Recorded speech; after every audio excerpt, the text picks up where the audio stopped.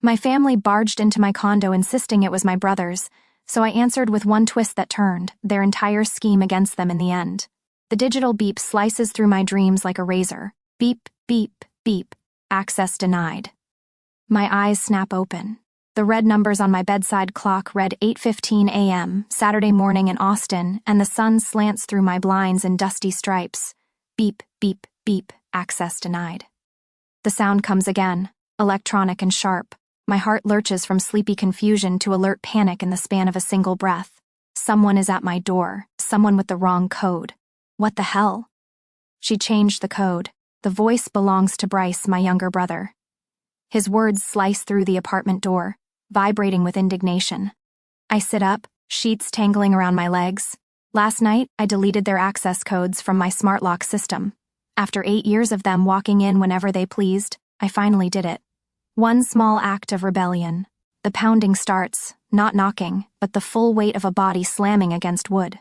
The doorframe shudders. "Emery, open this door. This is your brother's house." My mother's voice, shrill and commanding. "Open up, Emery, or I'm breaking it down." Bryce again, his voice rough with effort. My hands shake as I reach for my phone on the nightstand. Without thinking, I press record on the video camera. Evidence. Protection. Something cold and certain settles in my stomach as I slide out of bed. The hardwood floor feels solid beneath my bare feet as I cross to the door. My heart thunders in my chest, but I force my breathing to slow. 1, 2, 3. The chain slides into place before I unlock the deadbolt. I open the door just wide enough to show my face, holding my phone up where they can see I'm recording. Bryce stumbles back mid-lunge, his shoulder still angled for another blow. Behind him stands Patricia, my mother, immaculate at this ungodly hour in pressed slacks and a blouse the color of butter. She clutches a thick manila folder in her manicured hands. My father hovers by the elevator, looking everywhere but at me. "What are you doing?" My voice emerges as barely more than a whisper. Patricia scoffs, brushing imaginary lint from her sleeve. "Stop this nonsense. We're here to get the house ready. Bryce needs you to sign these papers." She brandishes the folder like a weapon. I stare at the three of them, and suddenly I'm back at last night's dinner. My father's birthday celebration at Carmela's, his favorite steakhouse. The moment plays in my head with crystal clarity. Patricia raised her wine glass, the chandelier light catching it and creating a subtle shimmer, and said, "To Bryce, who's finally getting the asset he deserves to start his business." The table had gone quiet. I'd looked up from my barely touched fillet. "What asset?" My mother laughed, a cold, tinkling sound like breaking glass. "The condo, silly. You're just crashing here. It's always been for Bryce." Everyone laughed. My Uncle Ted, my cousin Mallory, even my father, whose birthday we were celebrating. They all laughed while I sat there, blood draining from my face, fork suspended midair. The condo I'd bought 8 years ago. The condo where every mortgage payment had come from my bank account. The condo that was supposed to be temporary until I saved enough for New York, for the master's program I'd given up when Dad lost his job. Now they stand at my door, expecting me to hand over my home. No. The word falls from my lips, small but firm. Bryce's face contorts. "What do you mean, no?" Something shifts inside me. The tremor in my hand stills. The tightness in my chest loosens just enough to let me breathe. I straighten my spine and meet his gaze. "I mean, no, you can't come in, and this is not Bryce's house." I push the door closed and turn around. My desk sits 10 feet away, bottom drawer slightly ajar from last night's frantic search. I grab the stack of papers I'd pulled out after the dinner, after I realize what they were planning. When I face the door again, I hold them up. The deed, the mortgage statements, 8 years of payments from my account, all bearing one name, Emery Nash. "This," I say, my voice shaking but clear, "is my house." The shock on their faces would be comical if it weren't so terrible. My mother's perfectly lined lips part in outrage. Bryce's face flushes crimson. My father finally looks at me, his expression unreadable. For one suspended moment, we all stand frozen in tableau. Then I slam the door shut. The deadbolt slides home with a satisfying click, followed by the electronic lock's beep and announcement that I am safe. On the other side, the screaming begins. My mother's voice rises to a pitch I've never heard before. Bryce pounds on the door, each impact shaking the frame. My father's lower tones rumble between them, trying to quiet them down. I lean my back against the door, phone still recording as I slide to the floor. My legs won't hold me anymore. The papers scatter around me like fallen leaves. Outside, my family continues their assault, but in here, in my home, I'm finally standing my ground. I slide to the floor, back pressed against the door, legs splayed awkwardly across the hardwood. The screaming continues outside, my mother's voice reaching that particular pitch she saves for when she's not getting her way. My phone still records, capturing the muffled chaos, but my fingers have gone numb. I can't feel them anymore. The first sob catches me by surprise. It punches up from somewhere deep in my stomach, clawing past my throat with such force my whole body jerks forward. Then another follows, and another. Soon I'm gasping, struggling to pull air into lungs that feel too small, too tight. Have you ever had that moment? When someone you trusted since birth, someone whose voice taught you words, whose hands steadied your first steps, reveals they've been plotting against you all along? I curl forward, forehead pressed against my knees, and let 8 years of sacrifice pour out of me. 8 years of mortgage payments. 8 years of staying in Austin instead of pursuing my master's in New York. 8 years of believing I wasn't good enough yet, that I needed to save more, prepare more, be more, all while they planned to take the one thing I'd managed to build. An hour passes before the hall goes quiet. My legs cramp as I push myself up, wiping tear-streaked mascara from my cheeks. Coffee. I need coffee. The mundane act of measuring grounds and pouring water gives my hands something to do besides shake. My phone buzzes on the counter, an email notification. First National Bank.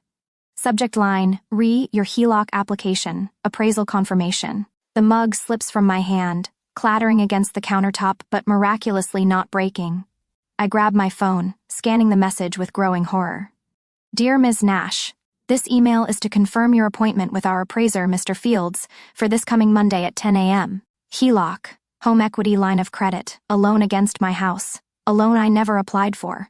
My stomach drops through the floor. With clumsy fingers, I navigate to my credit monitoring app, the one I'd signed up for after college when my student loans kicked in. I scroll through recent activity, heart pounding in my ears. There it is. A hard inquiry from First National Bank. Dated 1 week ago. The coffee machine beeps, but I don't move. My mind races, piecing things together with sickening clarity. They hadn't just claimed my condo was for Bryce at dinner. They'd already acted on it. They'd used my social security number, my date of birth, my personal information. The manila folder Patricia was clutching. It wasn't an application. It was the final paperwork they needed me to sign. I brace myself against the counter, suddenly dizzy. My mother. The only person who would know my social security number from when she helped me fill out college financial aid forms. Patricia, who still had copies of my birth certificate just in case. The mastermind behind this whole scheme. And Bryce, the one who stood to gain, the one willing to use his shoulder to break down my door this morning. My tears dry up. The trembling in my hand stops. The crushing weight in my chest transforms into something cold and hard and certain.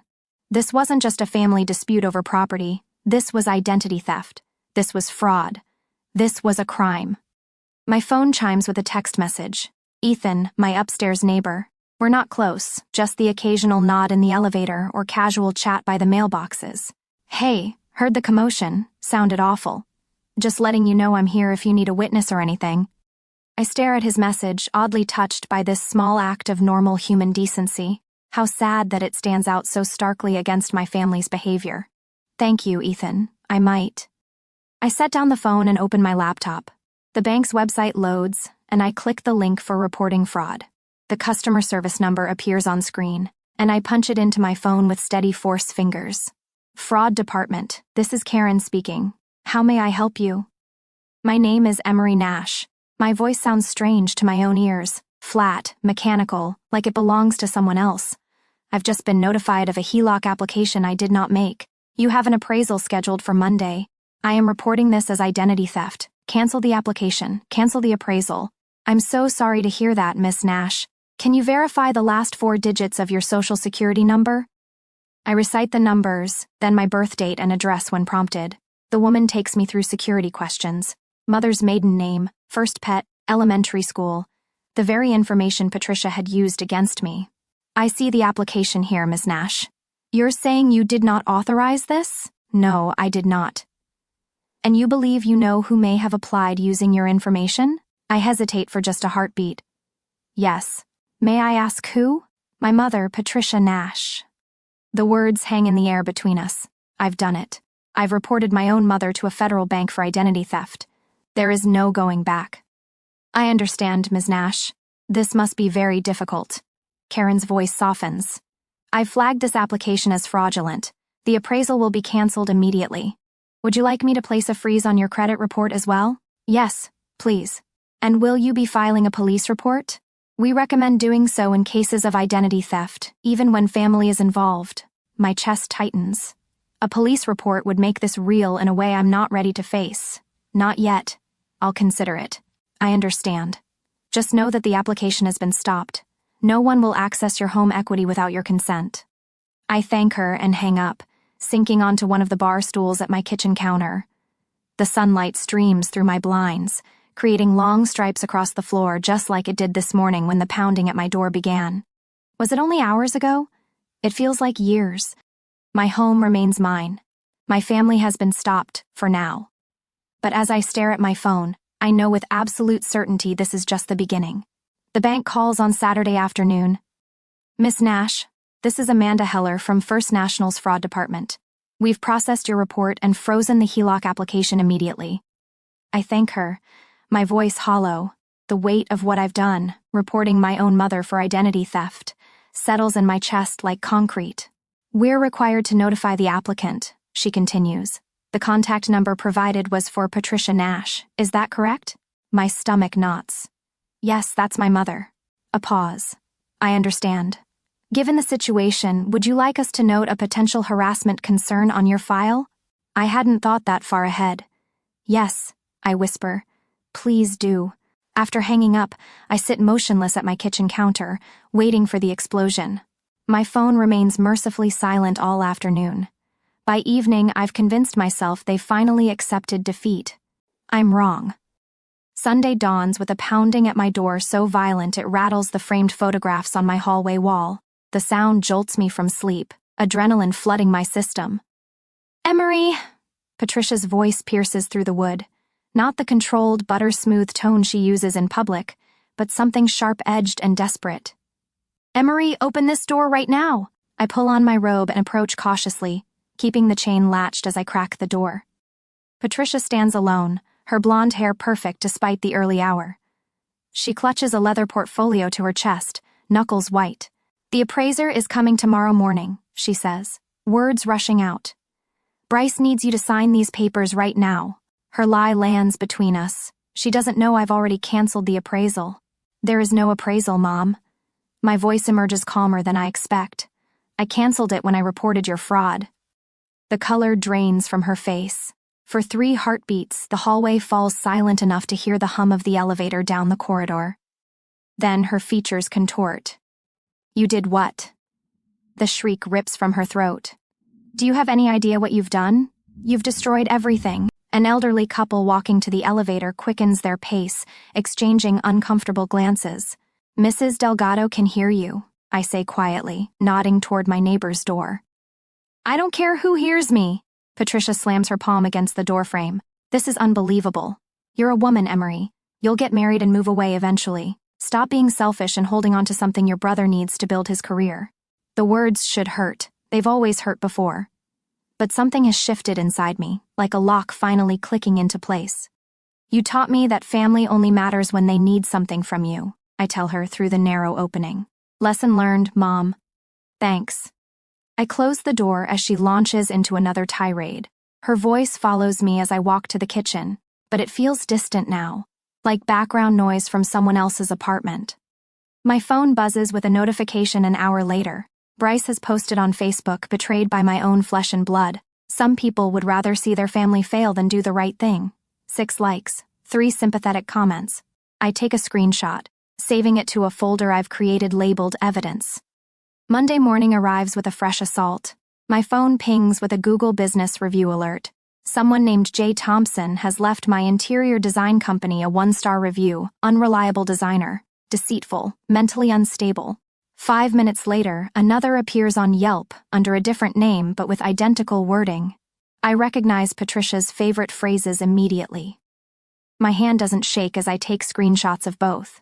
Instead of panic, a cold clarity fills my chest. They're escalating, moving, from emotional manipulation to attacking my livelihood. The phone rings. It's Aunt Marlene, my father's sister, the only person who ever stood up to Patricia at family gatherings. Emery, I just saw Bryce's Facebook post. What on earth is going on? I explain everything. The dinner, the locked door, the fraudulent loan application. My voice remains steady until I mention the fake reviews targeting my business. Those absolute vultures, Marlene hisses. Honey, this isn't a family squabble anymore. This is criminal. I know, I say. Aunt Marlene, I'm sending you an email right now. I just want someone else to have copies of everything. Send it all, she says firmly. Every last bit. Your mother has always been, well, I won't say it, but using your social security number? That's not a family issue, Emery. That's a felony. After we hang up, I compile the evidence. The mortgage statements, the loan notification, the screenshots of reviews, the video from Saturday morning, and send it all to Marlene. The action feels like building a fortress around myself, brick by digital brick. My phone buzzes with a text from Ethan, my upstairs neighbor. Your mom was back this morning. Just for your information, my security camera caught the audio from the hallway. I text back. Can you save that footage? His reply comes instantly, already done. Another ally. Another brick in the wall between me and the people who raised me. The week crawls forward. I lose a small client, the Hendersons, who needed help with their guest room. We heard you might be having some personal issues, Mrs. Henderson says awkwardly on the phone. We think we should go in another direction. The one-star reviews are working. For the first time since Saturday, despair threatens to overwhelm my newfound resolve. I sit on my living room floor, surrounded by fabric samples for a project that might never happen, and allow myself 5 minutes to cry. When the tears stop, my phone buzzes with a text.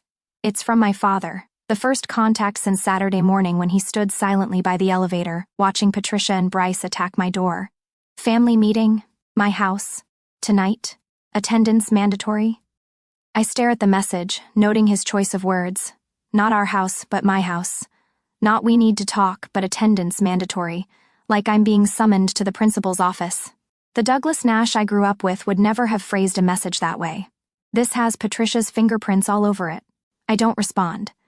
Instead, I pick up my keys and head to the office supply store. If they want a meeting, I'll give them one, but on my terms, with my evidence and my voice. They think they know me, quiet Emery, who gave up her dreams, who never fights back, who always puts family first. They have no idea who I've become since I changed the door code. As I drive, I rehearse what I'll say, what I'll show them, how I'll stand my ground. Tonight isn't about negotiation. It's about drawing a line that can never be crossed again. For the first time in my life, I'm ready for the fight they've started. The Office Depot sign flickers overhead, bathing me in harsh fluorescent light as I stand before the printing counter. The clerk slides 3 black binders across the laminate surface. You want these spiral-bound or 3-ring? He asks. 3-ring, I answer, my voice steadier than I expected. I need to be able to add pages if necessary. The truth is, I hope I won't need to. The evidence I've assembled should be enough. 8 years of mortgage statements, the property deed with my signature alone, the fraudulent HELOC email, my credit report showing the hard inquiry I never authorized, screenshots of Bryce's Facebook rant, and the one-star reviews destroying my business reputation, all meticulously organized, just like I organize every client project. As I drive to my parents' house, the binders sit on the passenger seat like silent witnesses. Each one weighs exactly 2 pounds, 4 ounces. I know because I weighed them on the postal scale at Office Depot. 2 pounds, 4 ounces of truth. The autumn sun dips low on the horizon as I park in front of the brick colonial where I grew up. The house looks smaller somehow, less imposing than it did when I was a child. My hands grip the steering wheel until my knuckles turn white. I force my fingers to unclench. You're not the same person who sat silent at that dinner table, I whisper to myself. Not anymore. I gather the binders and walk up the familiar cracked concrete path to the front door. Inside, I can see them through the window. Patricia, Douglas, and Bryce, seated around the dining room table like a tribunal awaiting a defendant. The oak table gleams under the chandelier light, polished to a high shine. My mother always polishes the furniture before ambushes. I don't knock. I still have a key. 8 years of having it, and today might be the last time I use it. They look up in unison as I enter. My father sits at the head of the table, his reading glasses perched on his nose, hands folded before him like a judge. Patricia sits to his right, her posture perfect, butter-yellow cardigan buttoned to her throat despite the warm evening. Bryce slouches to Dad's left, his eyes darting between his phone and my face. "You're late," Patricia says. I check my watch. I'm actually 3 minutes early. "We expected you to be at least 10 minutes early," she sniffs. That's how a respectful daughter behaves. I say nothing. Just close the front door behind me. Douglas clears his throat and removes his glasses. "Emery, this has gone too far," he says, his voice weighted with paternal authority. "You're embarrassing this family. You canceled the loan. You upset your mother. We are here to fix this." He taps a stack of papers at his elbow. "You will sign these papers and we will forget this whole thing." The old Emery would have wilted under that tone, that stare. The old Emery would have signed anything to make the tension dissolve, to restore what passed for peace in this household. But the old Emery died when she heard her brother trying to break down her door. I walk to the table, my steps measured, no rushing, no apologizing. I place a binder in front of each of them. Black, professional, identical except for the names printed on the spines. "What is this?" Douglas asks, annoyance creeping into his tone. "It's my answer," I say. Patricia flips hers open first, manicured fingers spreading the cover wide. Her eyes fall on the HELOC email I'd placed on the first page, the bank's letterhead crisp and damning at the top. Her face flushes red, then drains to chalk white. She snaps the binder shut. "You wouldn't dare," she hisses, voice low and dangerous. Bryce opens his more cautiously, like he's afraid it might explode. He turns to the section tabbed with his name and finds printouts of his own Facebook post about family betrayal, followed by the anonymous 1-star reviews that appeared on my business pages hours after. Reviews that use phrases he's fond of, mentally unstable and deceitful, in the exact order he tends to say them. He turns pale, Adam's apple bobbing as he swallows. Only Douglas actually reads. He starts with the property deed, his reading glasses sliding back onto his nose. His finger traces the signatures. Only mine, not his, not Patricia's. He flips to the 8 years of mortgage statements. Each one bears the same memo line in my handwriting: future fund payment. His eyebrows draw together as he turns to the credit report page showing the hard inquiry from First National Bank, dated exactly 1 week before my father's birthday dinner. "What is this?" he murmurs, more to himself than to me. "That's evidence of identity theft," I say, my voice calm despite the thunder of my heartbeat. "Someone used my social security number to apply for a home equity line of credit on my property without my knowledge or consent." Douglas looks up sharply. "But who would—" He stops. His eyes slide to Patricia. Understanding dawns across his face like a sunrise, but there's nothing warm in it. Just cold, clear light revealing things he hadn't wanted to see. "Patricia," he whispers, looking at my mother with newfound horror. "You used her social security number?" The room stills. A car passes outside, its headlights sweeping across the living room wall like a searchlight. My mother doesn't apologize. She doesn't explain. Instead, she bursts into tears. Not soft, remorseful ones, but sharp, angry sobs that erupt from her throat like accusations. "He's your son!" she shrieks, pointing at Bryce. "We're going to lose everything!" The words echo in the silence that follows.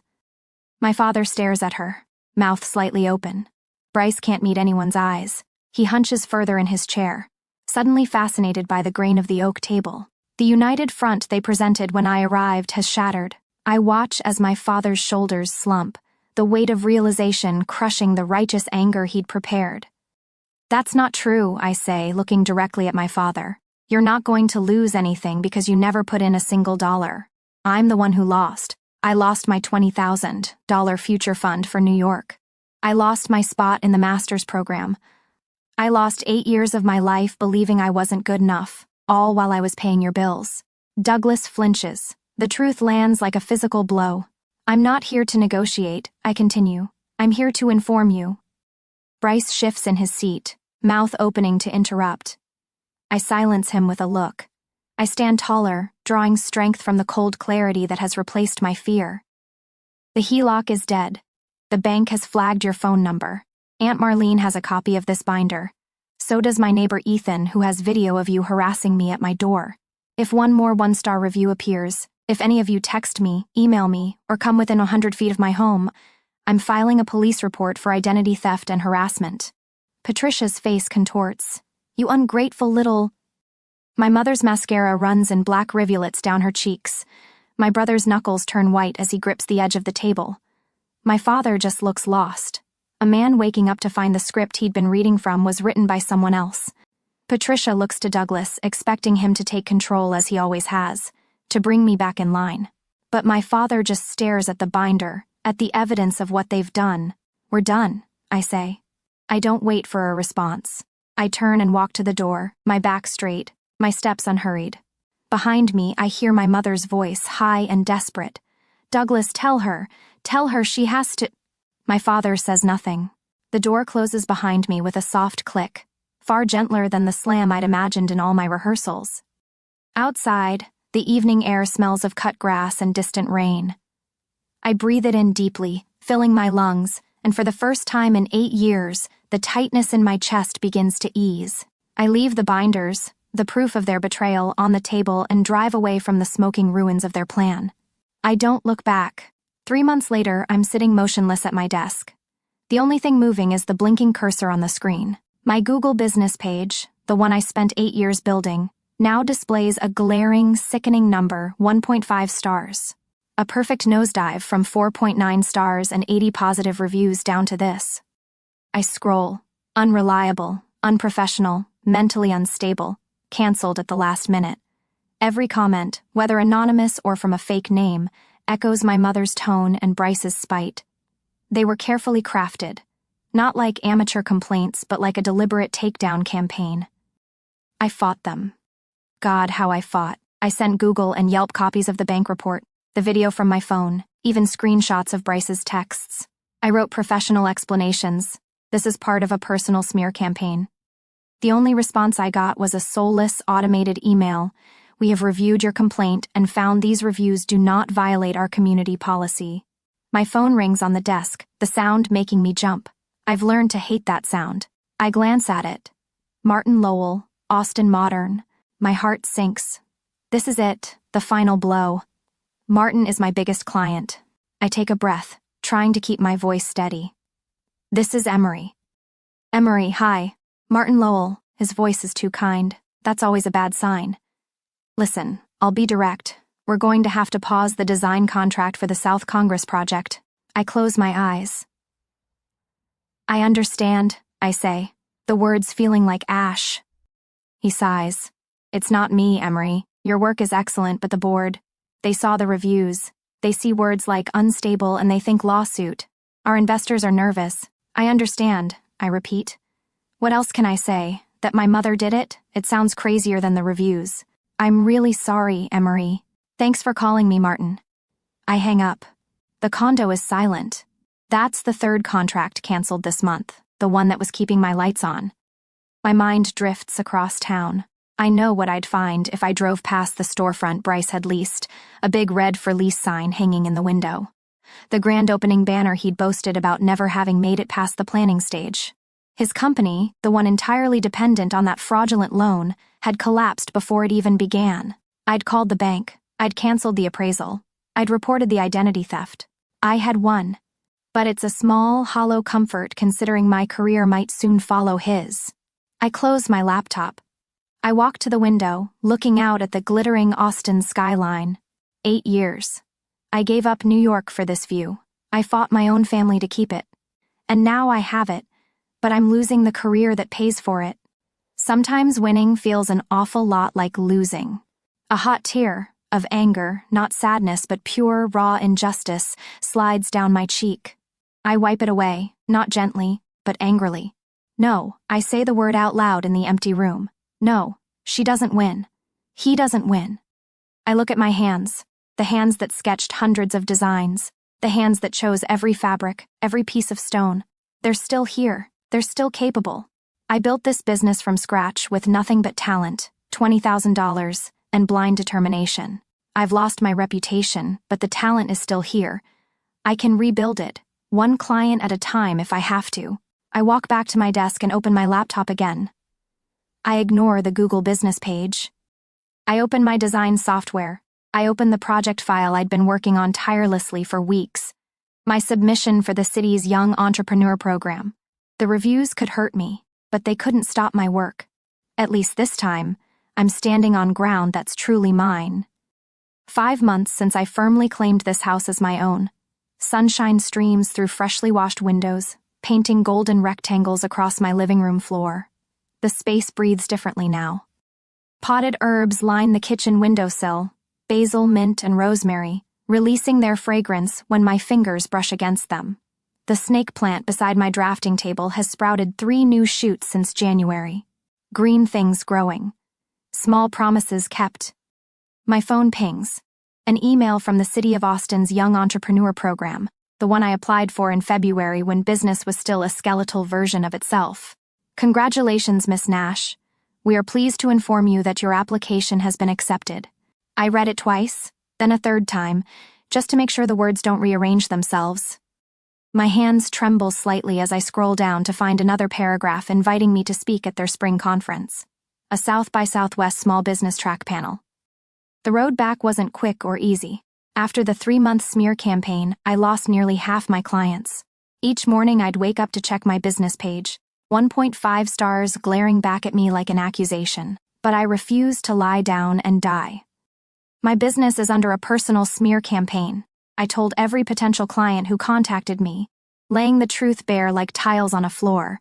Please judge me on my work. Some walked away.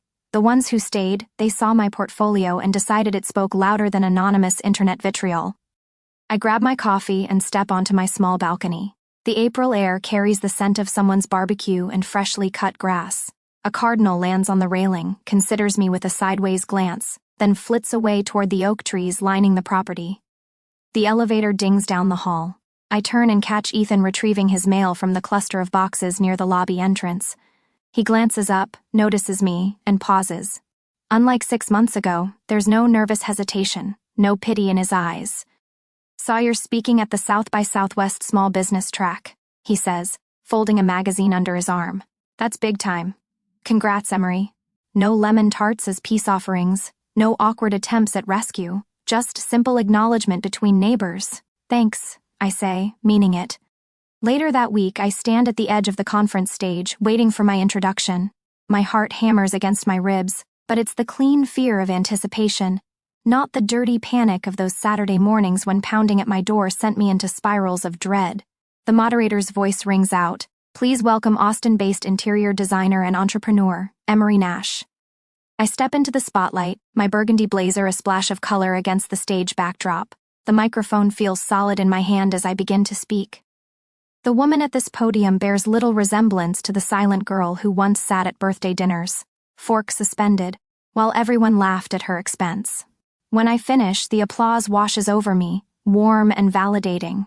I step down from the platform, scrolling through my notes when I spot them, 2 familiar figures standing near the exit.